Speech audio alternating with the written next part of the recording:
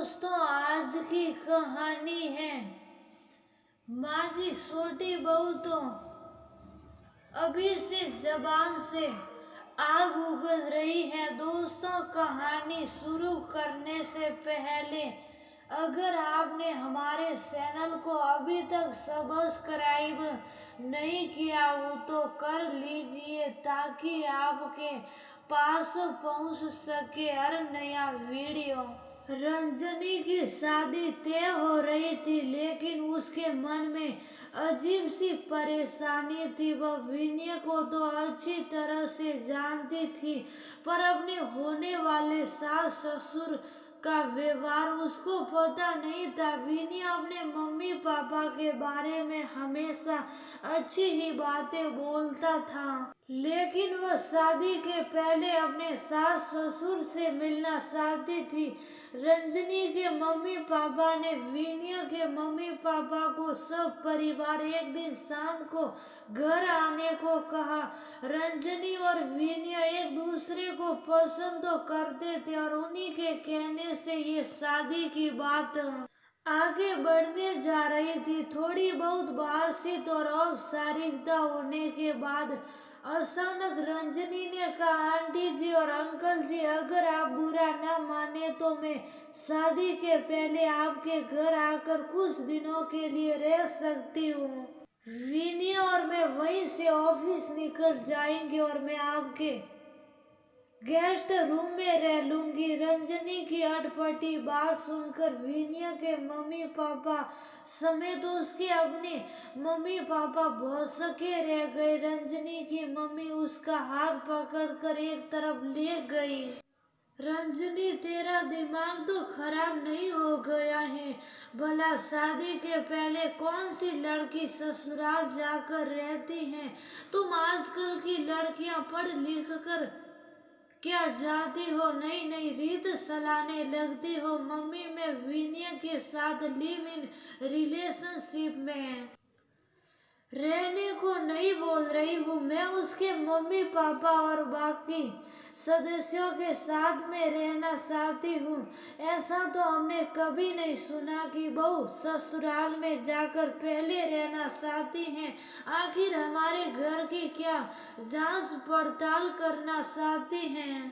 हमारे घर की जासूसी करके क्या साबित करेगी? उसके बाद ही विनय से रिश्ता जोड़ेगी। विनय की मम्मी गुस्सा होते हुए बोली। रंजनी मुस्कुराकर बोलती है, आंटी जी, इसमें बुराई क्या है?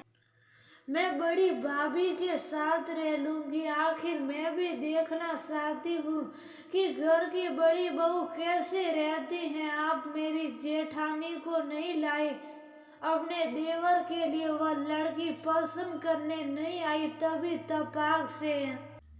विनय की मम्मी बोलती है, हमारे घर की बहुएं लड़की पसंद करने नहीं जाती हैं। शादी तो विनय को करनी है, तो उसमें बड़ी बहू क्या करेगी? आंटी जी, हमने तो आपको सब परिवार बुलाया था। आपके परिवार में आपकी बड़ी बहू नहीं आती हैं। क्या फिर तो आपको भी नहीं आना चाहिए था? आप भी उस घर की बहू हैं।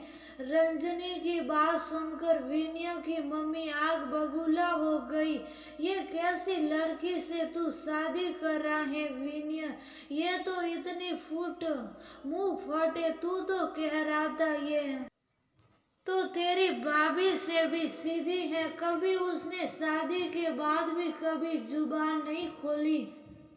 ये तो अभी से जबान से आग उगल रही है। और तू तो कह रहा था रंजनी शादी के बाद नौकरी करना छोड़ देगी, पर मुझे तो इसको देखकर लगता है कि ये हमारे घर के लिए सही नहीं है। ये सुनकर रंजनी के पैरों तले जमीन सरक गई। विनय, मैंने तो ऐसा कुछ कभी नहीं कहा।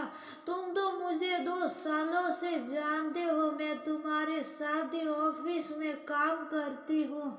इतनी अच्छी नौकरी में छोड़ दूंगी, ये तुमने सोचा भी कैसे? विनय, तुम मेरे भाग्य विधाता नहीं हो। मैंने अपना भाग्य खुद बनाया है। मैंने भाग्य से ये नौकरी पाई है और तुम्हारे घर वालों के कहने से मैं ये सब छोड़कर इनकी सेवा करने लग जाऊंगी। ऐसा तुमने सोचा भी कैसे? आंटी, अंकल, आप मेरे होने वाले सास ससुरों, आप मेरे भाग्य विधाता बनने की कोशिश मत करिए। मैं आपके कहने मात्र से ये सब नहीं छोड़ूंगी। मैं शादी के पहले आपके घर आकर बस इसलिए रहना चाहती थी ताकि आपके घर में आपकी बड़ी बहू की क्या स्थिति है मैं ये सब जान सकूं। शादी के पहले ही मैं अपना निर्णय ले सकूं। विनय, मैंने तुम पर भरोसा किया था और मैं तो तुमसे शादी करने वाली थी।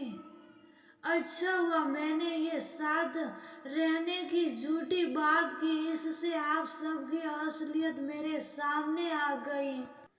जब तुम्हारी भाभी साथ में नहीं आई तो मैं समझ गई थी तुम्हारे घर में बहुओं की क्या स्थिति है। मैं अपने भाग्य का निर्णय तुम पर नहीं छोड़ सकती हूँ।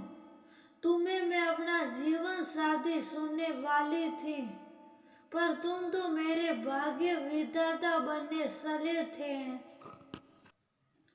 मैंने अपने भाग्य और जीवन का फैसला करने का हक किसी को भी नहीं दिया है।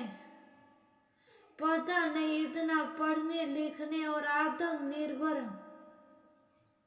बनने के बाद भी लड़कियां अपना भाग्य विधाता ससुराल वालों और पति को क्यों सुन लेती हैं? वो इजाजत देंगे तो नौकरी करती है, नहीं तो आसानी से छोड़ देती हैं, फिर दोबारा करने का दबाव बनाते हैं तो फिर से वह नौकरी या अपना छोड़ा हुआ काम कर लेती हैं। पर मैं उस सब में से नहीं हूँ। मैं तुमसे शादी करना चाहती थी, पर अब मैंने